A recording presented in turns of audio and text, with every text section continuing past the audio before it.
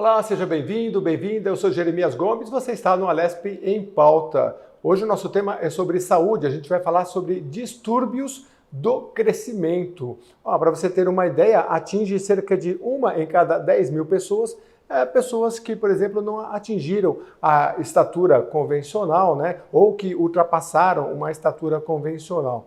Bom, aqui na Assembleia Legislativa de São Paulo, nós temos a Semana Estadual de Conscientização do Distúrbio do Crescimento, que foi implementada aí por um parlamentar, aliás, diversos parlamentares, a gente vai falar para você daqui a pouquinho, mas o importante é que a gente vai tratar desse tema, que envolve também a questão da puberdade, ou mais adiantada ou mais atrasada, também é um distúrbio do crescimento. Para isso, a gente trouxe um super especialista aqui da endocrinologia, é o doutor Sonir Antonini. O doutor Sonir Antonini é especialista em endocrinologia e metabologia e ele é o presidente do Departamento de Endocrinologia Pediátrica da Sociedade Brasileira de Endocrinologia e Metabologia. Seja muito bem-vindo, doutor.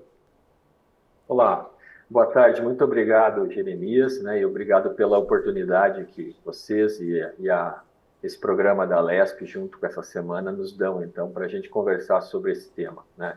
Então, como você disse, eu sou presidente do Departamento de Endocrinologia Pediátrica da SBEM, que é a nossa Sociedade de Endocrinologia e Metabologia Brasileira.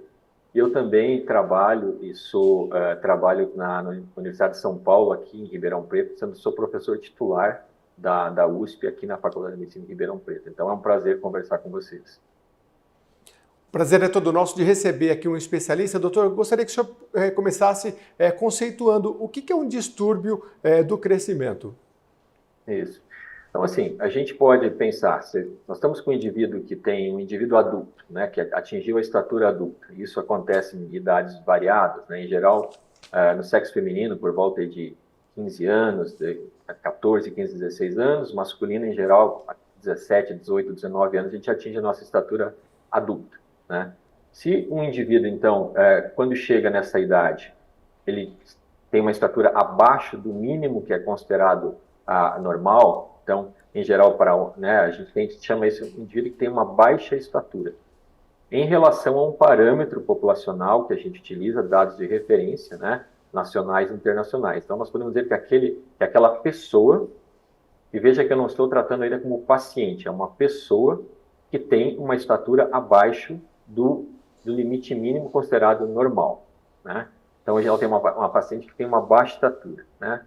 Antigamente, né, pessoas que tinham uma baixa estatura muito acentuada, muito reduzida, então agora a gente está graduando pessoas que têm baixa estatura, que pode ser situações mais leves, diretamente abaixo do mínimo normal, mas existem pessoas, e no caso, se eles estão sendo vistos, né, num serviço de saúde de pacientes, que têm uma estatura muito reduzida, né? Então, existem indivíduos adultos que têm estatura de 1,10 m, 1,20 m, 1,30 m. Essas pessoas com estatura muito reduzida, né, antigamente elas entravam numa categoria, com um termo mais antigo que hoje a gente evita usar por questões humanísticas, provavelmente, né, que era chamado nanismo, né? Mas hoje a gente diz, então, uma pessoa que tem uma estatura muito reduzida. Então a gente tentou conceituar o que é uma pessoa que tem uma baixa estatura. Eu mencionei que um adulto, ou quando atinge a estatura adulta, mas eu, como pediatra, como médico que cuida de crianças e adolescentes, principalmente, né, a gente já acompanha essas crianças, esses adolescentes, às vezes desde os primeiros anos de vida, né? Ou já nasce muito pequeno e depois não tem recuperação, ou nos primeiros anos de vida já se percebe que não tem uma estatura adequada. Então, a gente mede o paciente, contrapõe com os dados de referência nas curvas de crescimento. Então, curvas de crescimento são algo muito importante para a gente avaliar essas pessoas, esses pacientes. E se eles estiverem abaixo do mínimo considerado normal, a gente vai se preocupar, saber o que tem por trás, o que está acontecendo. Mas, às vezes, essas pessoas, elas até nem têm baixa estatura ainda, estão próximo ao mínimo, mas ainda acima, mas elas estão num ritmo de crescimento baixo. Nós que trabalhamos com acompanhamento de crianças, adolescentes, crescimento, saúde, a gente avalia essas crianças a cada grupo de meses, 4 meses, 6 meses, ou mesmo um ano, E se naquele período elas estiverem crescendo pouco abaixo do mínimo, a gente diz que elas estão com um ritmo de crescimento, então uma baixa velocidade de crescimento, né? E nesse caso, se estiver com baixa velocidade de crescimento, um ritmo de crescimento abaixo do normal, aí sim é um ponto preocupante. Geralmente, nessas situações, aquele paciente, aquela pessoa tem um problema de saúde importante que a gente tem oportunidade de avaliar, né? Então, a gente falou sobre baixa estatura. Essa baixa estatura pode ser relativamente leve, um pouco abaixo do mínimo normal, e não necessariamente o indivíduo tem uma doença, um problema. Pode ser só uma característica pessoal, familiar dele. Mas quando essa baixa estatura ela é muito acentuada, né, aí a gente chama de uma baixa estatura grave, e aí geralmente tem uma razão, uma causa, conhecida ou não conhecida, né? Então, eu acho que conceituar essa questão da baixa estatura e também da deficiência de crescimento. São coisas diferentes e geralmente caminham juntas, mas os conceitos são um pouquinho diferentes, Jeremias. Entendi. Doutor, lá no interior a gente falava assim que as crianças assim, chegam numa idade e dá uma espigada, né? Cresce de uma vez assim. É difícil a gente identificar, falar, poxa, a partir, sei lá, tá com 12 anos, não está crescendo o que deveria crescer. Em relação às idades, o que a gente pode dizer? Quando é que a mãe e o pai podem ficar, acender uma luz e falar, poxa, eu acho que ele não está crescendo o suficiente em relação à idade?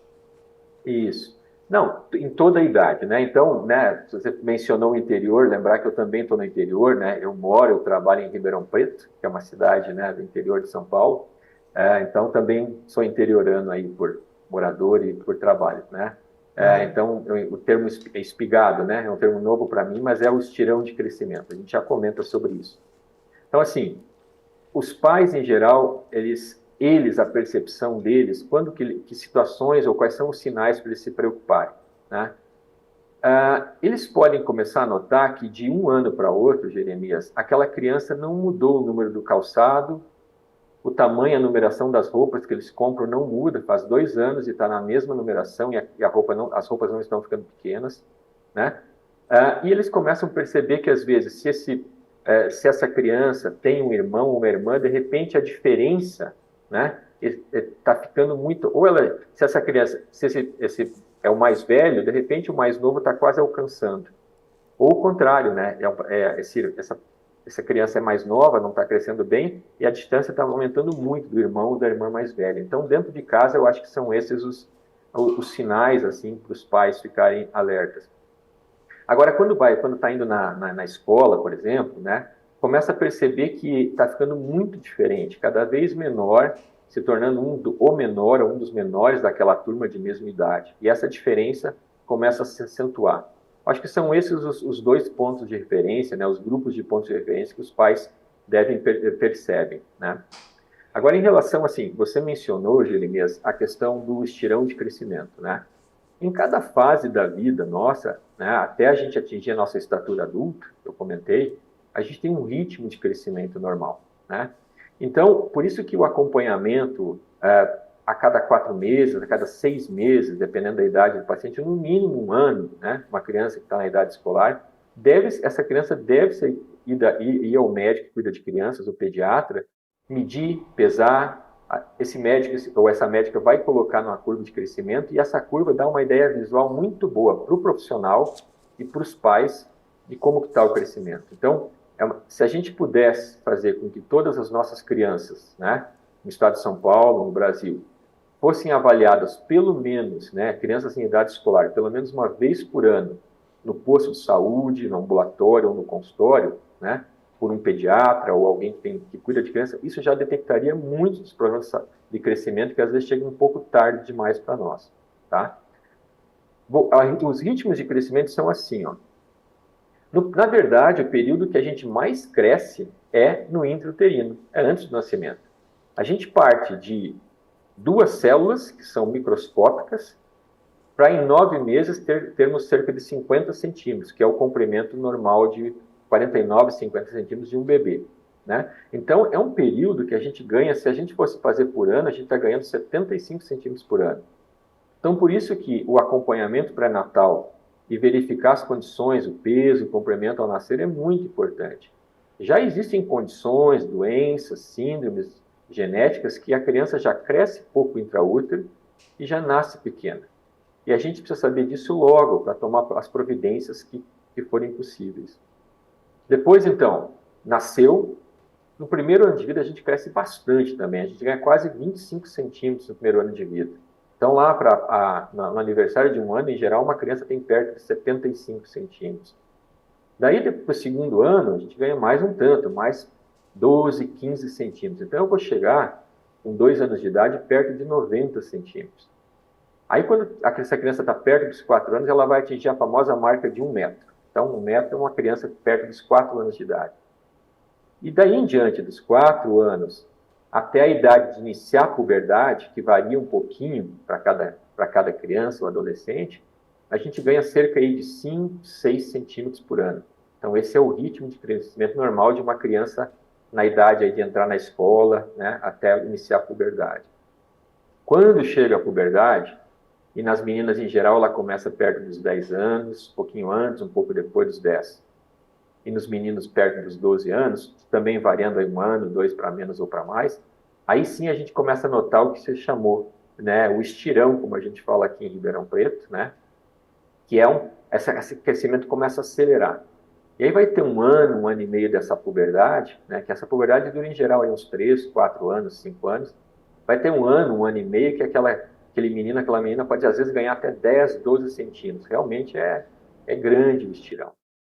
Se em algum desses períodos esse ritmo de crescimento, né, está reduzido, é um indício para a gente avaliar direito e ver o que está acontecendo. Então, é um sinal de alerta, assim, é um sinal amarelo para a gente avaliar. Muito bem, doutor. Está muito interessante toda essa explicação aí linear que o senhor está dando para quem o pessoal poder nos acompanhar. Mas eu queria que a gente falasse um pouco das causas, né? Eu estava lendo aqui sobre deficiência hormonal, a questão genética, por favor. Tá? Então, assim, a nossa altura, né? A nossa altura é geneticamente determinada. Cerca de modo geral, pelo menos 85 a 90% da nossa altura, né? Se eu tive um nascimento, uma infância saudável, né? Não tive doenças, não tive desnutrição, a nossa altura é muito geneticamente. A gente se parece muito com a nossa família, né? Então, a altura é uma condição herdada geneticamente. E a gente, na avaliação, no ambulatório, no consultório, a gente consegue ter uma ideia da estatura-alvo, baseada na altura da mãe e na altura do pai. Uma altura-alvo, um pouco menos ou um pouco mais. Então, a gente pode ter uma ideia da estatura daquela criança também pela estatura dos pais, né? Os pais têm uma ideia um pouco exagerada de que nos últimos anos as crianças estão se tornando maiores, né? Isso é uma verdade, né? Se a gente pegar 2 ou 3 gerações atrás, lembrando que cada geração é mais ou menos 20 anos, houve um aumento de estatura média da população brasileira, né? Então, mas esse aumento foi de cerca de 3 centímetros nas últimas 4 décadas. É significativo, mas não é como os pais pensam, né? Os pais têm uma ideia que está ficando 10, 20 centímetros maior. Não é verdade. A gente aumentou um pouco de estatura, mas é um aumento bem menor. Mas em termos de estatura, então, se eu tenho uma estatura familiar mais baixa, né, é uma família um pouco mais baixa, mas dentro do normal, a gente pode ter uma baixa estatura familiar, e isso não significa doença, pode ser só uma variação, né? Lembrar que eu posso ter, etnicamente, as alturas são diferentes. Se eu pegar, por exemplo, se eu tiver descendência genética de população que é mais baixa, por exemplo, populações que vêm do sul da Europa, né, sul da Itália, Espanha, sul de Portugal, geneticamente a estatura normal é mais baixa, comparada, por exemplo, com indivíduos que vêm do norte da Europa, tá? Escandinávia, onde a estatura é bem mais alta em média. Então, a gente precisa olhar para as nossas famílias, nossa descendência, para entender. Mas, agora falando, quando a gente tem uma situação de uma baixa estatura importante, né? As causas, assim, de deficiência de hormônio, né, e a gente vai falar aqui da deficiência de hormônio de crescimento, de modo geral, ela é responsável por cerca de até 3 a 5% das pessoas que têm um problema de crescimento sério. Veja, é importante, 3 a 5%, né, mas não é a maioria, né? A gente tem outras doenças de hormônios que dão problema de crescimento, a falta de hormônio da tireoide, o hipotireoidismo também atrapalha muito o crescimento. Só que isso é bem mais fácil de tratar. Mas aí a gente vai no grupo de doenças crônicas. Então existem crianças, adolescentes que têm problemas de saúde importantes. Existem doenças aí do sistema digestório, né? Problemas de absorção de alimentos, digestão de alimentos, podem atrapalhar muito o crescimento.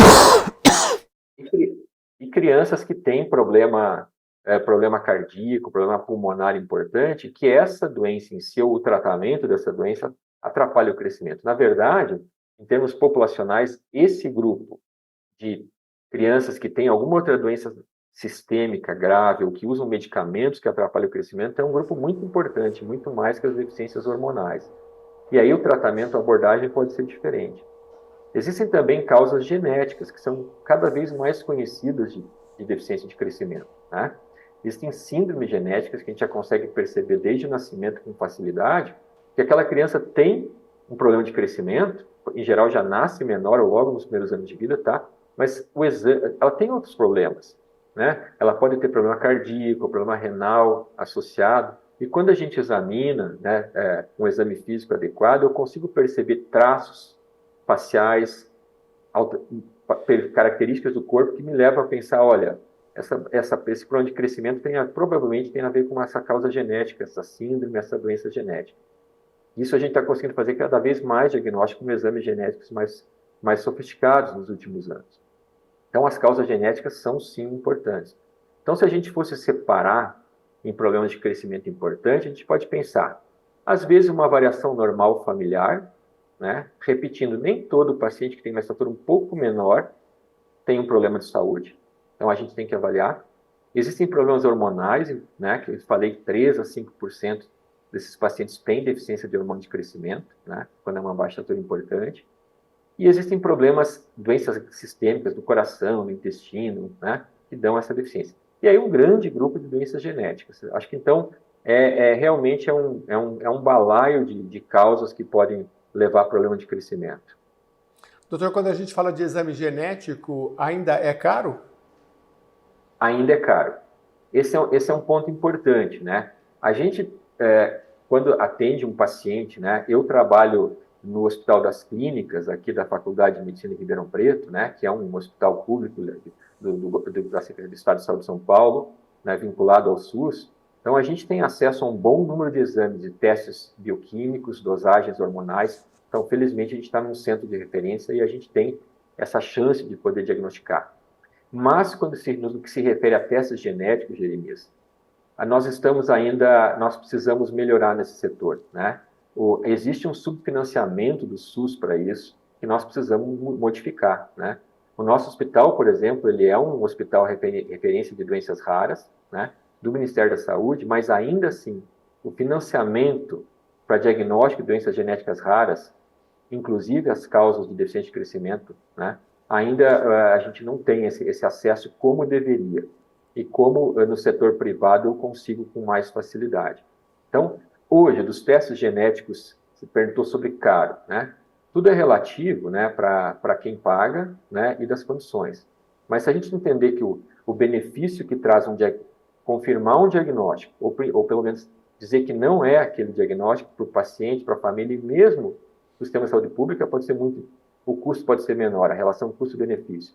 Mas hoje um teste genético que a gente usa muito para avaliar crianças com baixa estatura, né, que a gente chama de sequenciamento exômico, ou painel exômico, né, ele é um teste que tem ficado mais barato, mas ainda assim custa entre 2 e 4 mil reais, né, para um paciente na rede privada.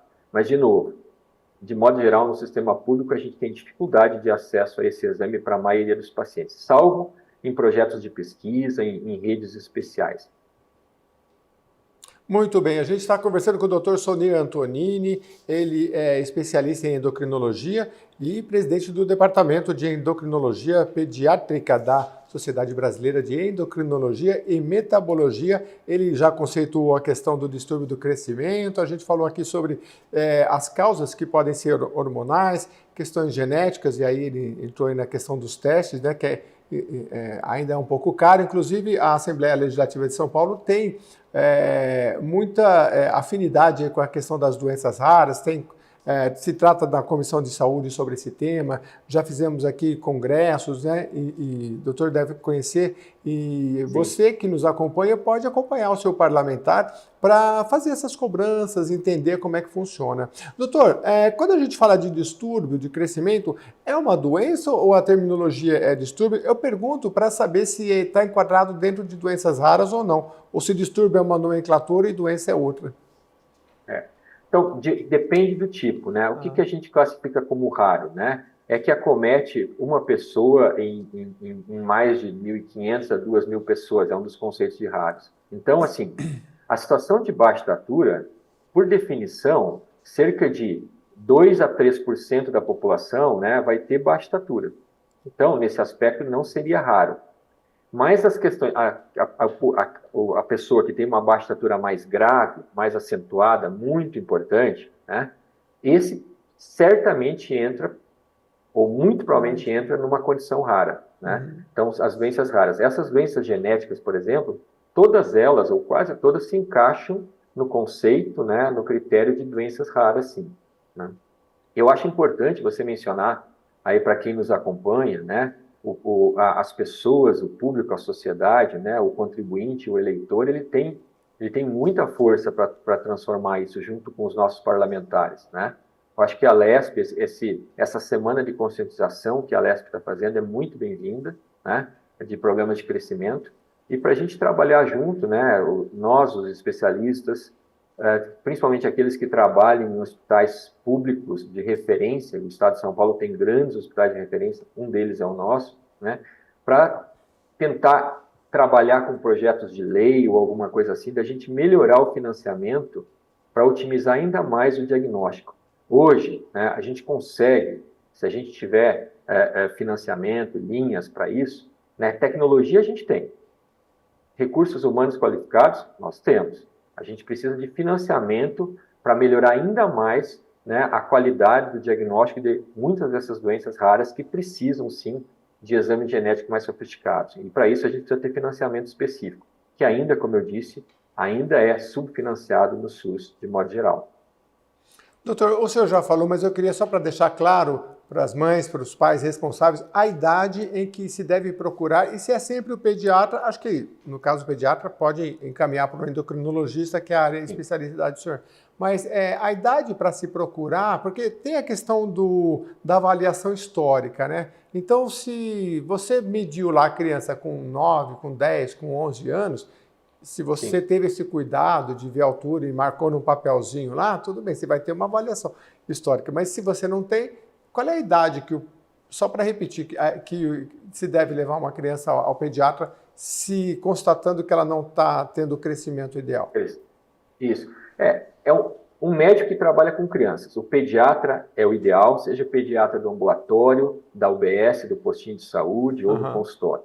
Existem médicos de família, muitos médicos de família, onde não tem um pediatra disponível, não há um pediatra, uma pediatra disponível, um médico de família bem treinado é capaz, no sistema no SUS, de perceber problemas de crescimento. E aí sim, se houver um problema importante, tanto o médico de família quanto o pediatra vão precisar encaminhar para nós, os endocrinologistas pediátricos, né, em locais de referência. No SUS, a maioria dos exames tem profissionais que podem fazer um primeiro atendimento, e, se for o caso, referenciar para um sistema terciário como os hospitais universitários, por exemplo, né? Mas em relação à idade, Jeremias, olha só, o ideal é que a gente diagnostique uma criança com problema de crescimento por volta de 4 a 5 anos de idade, ou até antes, né? Então, na idade da criança entrar na idade da pré-escola ou do primeiro ano, né, que agora é mais cedo, com 5 para 6 anos, é uma idade muito boa de avaliar o crescimento. Porque aí a gente considera, dependendo da situação, onde haja tratamento, né, os tratamentos variam, né, não é um tratamento só, dependendo da causa também, a gente tem muito tempo de crescimento ainda, né, onde o potencial de crescimento daquela criança, que a gente avalia também pelo exame de idade óssea, do raio-x da mão para avaliar a idade óssea, ainda mostra muito potencial. Nunca é tarde para a gente avaliar e eventualmente tratar. Mas assim, se a criança chega, já um adolescente, na idade de puberdade, chega para nós com 12, 13, 14 anos, às vezes ela já está com uma idade óssea mais avançada e isso vai atrapalhar o tratamento, né? Então, assim, não existe idade para... É melhor tarde do que nunca. Mas, idealmente, se eu tivesse um ideal, eu gostaria de diagnosticar entre 4 e 6 anos de idade, idealmente. Se não for possível, antes dos 10 anos de idade. Seria também uma segunda meta. Lembrando que, ainda assim, 10 anos é um diagnóstico tardio na maior parte das situações. Interessante, né, doutor? A gente está numa época de tecnologia. Antigamente a gente não tinha tantos dados, não guardava tal, né? Até as carteirinhas de vacinação tem muita gente que foi perdendo. Mas hoje não tem desculpa, né? Tem o computador, você acompanha seu filho, né? Acho que medir, né? Levou marcar esses dados, porque são importantes você ter, né? Ajuda o médico, né, doutor? Marca ali no computador, num lugar que você não vai esquecer, né? Hoje está mais fácil, né? Acho que é legal. Não, com certeza, dá para fazer planilhas, dá para digitalizar, né? A maioria dos pais hoje tem acesso, mas olha, Jeremias, o SUS ele disponibiliza uma chamada caderneta da criança, né? Que é um livrinho que tem algumas dezenas de páginas e lá tem uma tabela que cada vez que vai ao posto de saúde, ao de saúde, que vai pesado, dá para colocar a idade, peso e altura, ou estatura, né? E o perímetro da cabeça, o perímetro cefálico. E essa cadernetinha, que ainda é analógica, né, mas os pais podem digitalizar se quiserem, fotografar, essa caderneta tem muitos dados importantes. Então, assim, o ideal é que a gente utilizasse, que os pais soubessem que é um direito deles receberem a caderneta da criança na maternidade, e essa caderneta ser bem guardada, bem cuidada, encapada, acondicionada, e colocar os dados, e toda vez que fosse consultar, inclusive com dúvidas sobre crescimento, levasse, trouxesse para nós. Realmente lá eu tenho dados de hoje, de ontem, de um ano, de 2 anos atrás, que são muito importantes. Então existe isso, né? Existe também no SUS a caderneta da criança, né, que é disponibilizada e que é um instrumento muito bom. Aliás, é excelente instrumento para a gente acompanhar o crescimento. E a tecnologia está avançando. Imagina, seu filho hoje está com 2, 3 anos, 5. Você tem os dados, não é só de altura, de peso, qualquer doença que ele teve, a vacinação. Já pensou quando ele tiver com 30, 50, 60? O histórico disso, eu acho que para a medicina é bom. Então, aproveita, tira foto, guarda no lugarzinho, é bem Claro. legal. Doutor, vamos falar do tratamento? O principal é para o distúrbio do crescimento. A gente não falou daqueles que ultrapassam também, crescem além do convencional. Até porque são bem menos, né? O mais comum me parece que é a estatura mais baixa. O que a gente pode falar de tratamento? Bom, primeiro então, importante, né? Primeiro, uma boa medicina, né? Ele primeiro precisa saber qual é a causa, o que levou aquele plano de crescimento. Então, depende da causa, tal causa, tal tratamento. Então, os tratamentos variam, né? Então, se há uma doença importante, eu preciso diagnosticar aquela doença, uma doença cardíaca, uma anemia grave, uma desnutrição, um problema intestinal, né? E aí eu trato aquela doença, em geral, eu vou melhorar o crescimento de maneira indireta. Esse é um grupo de tratamento. Então, se existir uma causa, uma doença, tratável. Ou se existem medicações em uso que atrapalham o crescimento e a gente pode mudar esses medicamentos, mudar as doses ou alguma coisa assim, tá? Para aquelas crianças que têm problema hormonal com deficiência de hormônio de crescimento, né, principalmente em algumas outras condições, algumas outras doenças genéticas, né, existe um tratamento com hormônio de crescimento, que é um hormônio de crescimento igual que o nosso corpo produz, né, e que esse hormônio é produzido no laboratório, né, que é o GH, ou a somatropina, né, e que, quando bem feito o diagnóstico, e em algumas indicações, o sistema de saúde cobre esse tratamento. O hormônio de crescimento, então, ele tem indicações muito específicas, precisa de testes e exames bem específicos que devem ser feitos antes de iniciar o tratamento. Para aquelas crianças que têm uma estatura mais baixa, que crescem pouco e que têm uma condição, por falta de hormônio de crescimento ou alguma situação genética específica, que se beneficiam. E aí esse tratamento é um tratamento de custo elevado, né? Dependendo do peso da criança, esse custo pode variar entre R$ 1.500 a R$ 2.000 até R$ 5.000 a R$ 6.000 por mês no sistema privado. Mas, de novo, para algumas condições específicas, o SUS disponibiliza tratamento gratuitamente. Então, a gente consegue tratar muitos desses pacientes nos hospitais do SUS, felizmente. Isso é uma grande coisa que o nosso país tem, o nosso estado tem também, né? Então, o tratamento com hormônio de crescimento. Primeiro, precisa ser bem indicado. Não é toda criança ou todo adolescente que deve usar hormônio de crescimento. Ele não é isento de riscos. Tem que ter uma boa indicação, tem que acompanhar eventuais efeitos colaterais que a gente tem que explicar para os pais e para o paciente, né? Ele é um tratamento injetável, então são injeções. São injeções que a família ou depois a própria criança, sob supervisão dos pais, vai fazer todas as noites durante muitos anos. Então, um tratamento, por exemplo, se começar com 4 anos de idade, esse tratamento às vezes vai até 16, 18 anos, né? Então, vai ser um tratamento de 10, 12 anos de injeções diárias, que é o medicamento que a gente tem. Então, veja, isso não é pouca coisa. Tem que estar muito bem indicado, muito seguro de que está fazendo bem, né? Então, esse é o tratamento com hormônio de crescimento, né? O problema também que a gente tem que olhar é o reverso, é o oposto. Hoje em dia, né, muitas pessoas têm uma ilusão, têm um desejo de terem alguns centímetros a mais, mesmo sendo normais. Ou mesmo famílias que têm crianças normais, mas acham que aquela criança ou aquele adolescente tem que ser um pouco mais alto por diversas razões aí, sociais que a gente pode conversar. Nesse caso, geralmente, esse tratamento não é necessário, não é indicado e provavelmente não vai trazer grandes benefícios, né? Então, esse é o hormônio de crescimento. Mais recentemente, né, uma doença bem rara genética, que é a acondroplasia, né?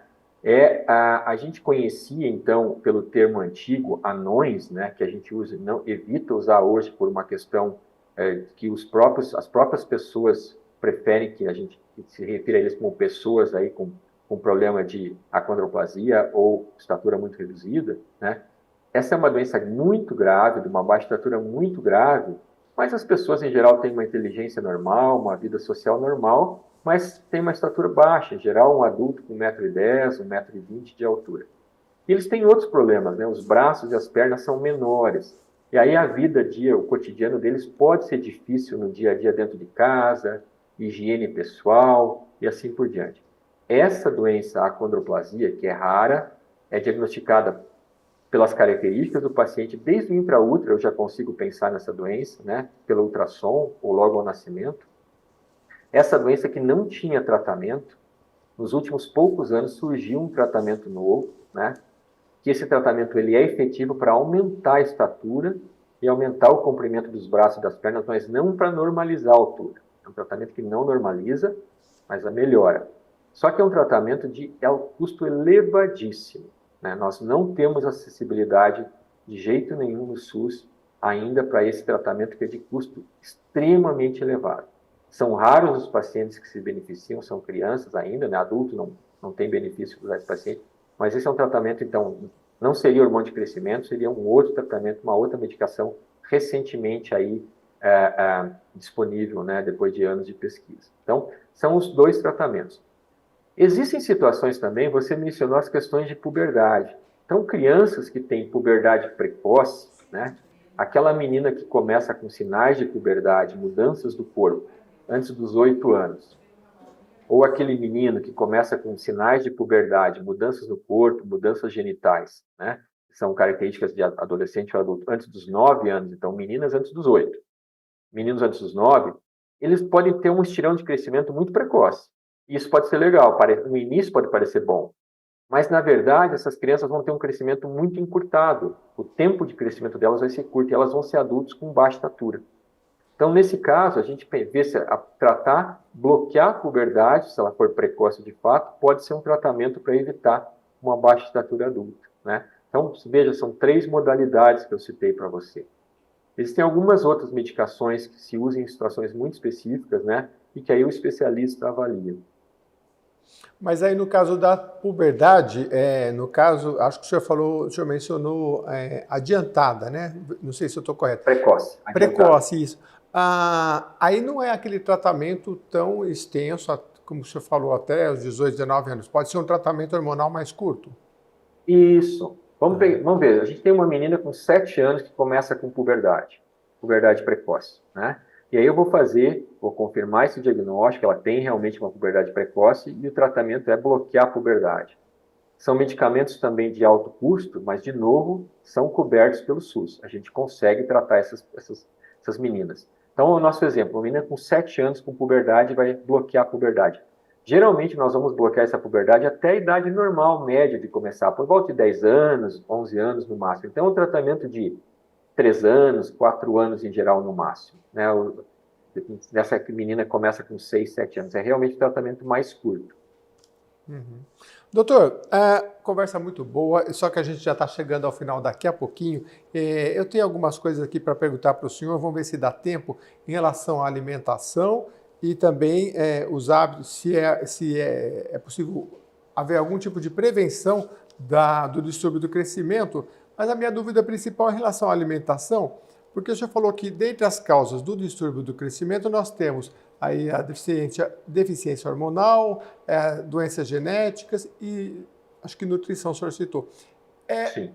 Quando a gente fala de distúrbio de crescimento, não é só relacionado, digamos, à questão social. A pessoa não se alimenta direito, pode ser também na questão da absorção do alimento pelo organismo? Isso, então a desnutrição, né? A desnutrição, quer dizer, a falta de proteínas e de energia para o corpo, ela pode ser, a gente chama isso de primário quando falta alimento. Então, aquelas crianças e famílias em situação de vulnerabilidade que não têm um aporte de calorias e principalmente de proteínas suficientes. Infelizmente, a gente existe ainda isso mesmo no nosso estado, né? Felizmente, cada vez menos, mas ainda a carência nutricional leva a uma desnutrição primária, né? E a gente precisa combater isso com política social, né? Às vezes, a criança até tem um acesso à alimentação, a família tem uma situação socioeconômica boa ou minimamente boa, e a criança tem uma alimentação muito inadequada, né? Muito seletiva, tem uma deficiência proteica na alimentação. E isso sim pode prejudicar completamente o crescimento. Mas aí a gente vai ter uma criança que está ganhando um pouco peso e que está crescendo menos como consequência dessa má alimentação, dessa desnutrição. Então, é importante, aí a gente acompanha sempre o peso junto, Jeremias. Por outro lado, tem situações que a gente chama de desnutrição secundária, onde a criança até ingere os alimentos suficientes, mas tem um problema no intestinal, seja uma inflamação intestinal, uma intolerância alimentar importante, ou até na digestão, no processamento dos alimentos. E aí sim, e mesmo tendo acesso ao alimento, o organismo não consegue ter todo o aporte de calorias e proteínas suficientes para crescer. Muito bem. A LESP em pauta, tratando aqui sobre distúrbio do crescimento, né, condições que afetam o crescimento infantil, resultando aí numa estatura ou acima ou abaixo do esperado para a idade da criança. Eu gostaria de marcar bastante aqui que o doutor frisou que o ideal é que ali aos 4 anos de idade você já consiga fazer um diagnóstico, né? Eu mesmo estava conversando aqui pensando, aos 10, o que não, tem que ser bem antes, né? Então, para isso você acompanhar com o pediatra e se você tiver alguma dúvida, né, você já perguntar ao seu pediatra. E a gente falou aqui de fazer as medições, hoje tem as facilidades, né? O doutor conceituou muito bem aqui, a gente falou sobre as causas, o diagnóstico, questão da genética é muito importante, dos exames, né? Que é um debate que a gente pode trazer mais para frente, os tratamentos, enfim. Doutor, eu queria agradecer, se ficou alguma coisa que rapidamente o senhor possa incrementar, por favor. Eu quero agradecer a oportunidade novamente, né, e para as famílias, para os pais, né, avós, tios, os cuidadores de crianças e adolescentes, eu acho que esse alerta, né, vamos perguntar, essa criança, esse adolescente tem ido ao médico regularmente, pelo menos uma vez por ano? Se não for, está na hora de marcar a consulta, né? Que lá a gente consegue detectar este e outros problemas, né?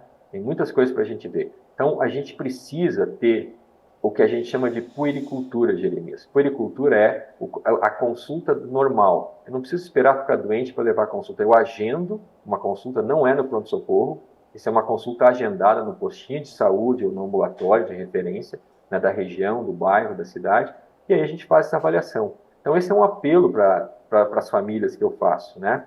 Se o seu filho ou sua filha não estiver sendo avaliado regularmente por um médico pediatra, um médico que cuida de crianças, vamos marcar essa consulta para a gente avaliar. E lá é o momento de tirar todas as dúvidas, né? A gente tem condições de de cuidar muito bem, desde que essa criança tenha acesso. E isso é uma responsabilidade dos pais e cuidadores e do sistema de saúde, que é com onde a gente trabalha. Muito bem, obrigado. A gente não tratou de vários outros temas que a gente se restringiu mais à questão da saúde, né? Mas tem a questão psicológica, tem os direitos também, vários, né? Das pessoas que têm o distúrbio do crescimento, mas isso fica para outro debate. Por enquanto a gente fica por aqui, agradecendo bastante o Dr. Sonir Antonini, presidente do Departamento de Endocrinologia Pediátrica da Sociedade Brasileira de Endocrinologia e Metabologia, é especialista em endocrinologia nessa fase da criança, trouxe aqui ensinamentos importantes aqui para a gente e é professor titular de medicina da USP, Ribeirão Preto. Então é só dar um Google aí e procurá-lo aí, que é um dos grandes especialistas no Brasil quando se trata de distúrbio de crescimento, ao qual a gente agradece muito a participação aqui no Alesp em Pauta. Viu, doutor? Um abraço e até a próxima. Viu? Muito obrigado. E a você que nos acompanhou até aqui, muito obrigado pela sua audiência. Continue mandando as suas sugestões e reveja esse programa lá nas nossas redes sociais, especialmente no YouTube, tá bom? Obrigado, até a próxima edição.